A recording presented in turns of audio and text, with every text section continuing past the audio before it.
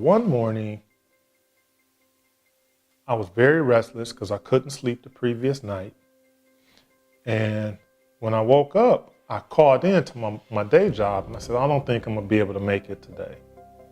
Just because my eyes I was in excruciating pain. And so my daughter at the time, my oldest daughter, was home from class on this morning. And so I asked her if she could drive me to the hospital. We had like a hospital like 3 blocks away. When I went into the emergency room, he looked fine and he kept reassuring me that everything was fine, but it wasn't. It was not fine. And so when the doctor started talking to me and telling me what happened, my heart was breaking. I was devastated. I just couldn't imagine what was gonna happen. I really thought he was gonna die. Like a team of doctors came into the room. They started putting the charts and the pictures up on the light boards. And he said, Mr. Hawkins, you've experienced a stroke. And he showed me the picture, the CAT scan, that this area of your brain is where your stroke took place. And I was just like, I think my jaw hit the floor because I couldn't believe it. You know, here I am, an active coach, and I'm exercising frequently, and I'm still a fairly young guy. And they're telling me that I had a stroke. And I didn't have enough knowledge about what a stroke actually was, but I had always just assumed, I guess, that strokes only happen to maybe senior citizens, maybe, or, people older than what I was. I was only 38 at the time. Well, it was just scary because I was 11, so I didn't know what was going on. My dad was just fine the other day. I remember when he went to the emergency room, he walked out, my sister took him, so I just seen you being fine. Now you're in the hospital, and I just didn't know.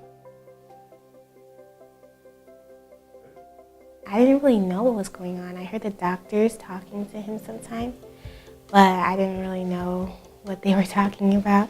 I just heard that he had lost some of his vision and he couldn't drive anymore. My primary doctor said, I'm going to refer you to Origami. Basically, he explained that Origami was a brain injury rehabilitation center, and I would be able to do physical therapy, speech therapy, occupational therapy, all things that I had struggled with, because I had a lot of trouble with my short-term memory. I had a lot of cognitive issues with short-term memory, physical, the left-sided weakness on my body. I had some emotional problems that I was dealing with even.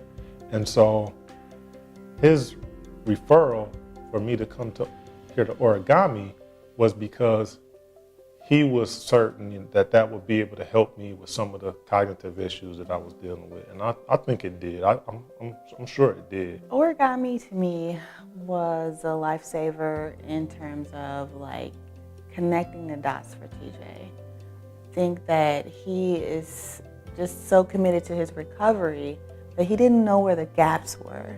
And so doing the assessment, giving him that baseline understanding of where were the gaps in what he knew, and then walking him through different strategies to help him rebuild skills in terms of his vision loss, being able to see what techniques could he use to help him remember things, those skill building things. Origami gave me hope that I could have my previous life, not necessarily back to 100%, but I could get some of that stuff back to a level that could make me a functioning citizen.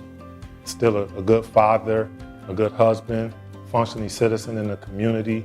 It gave me that sense of, it's not the end of the world. You had the brain injury, but everything isn't over for you.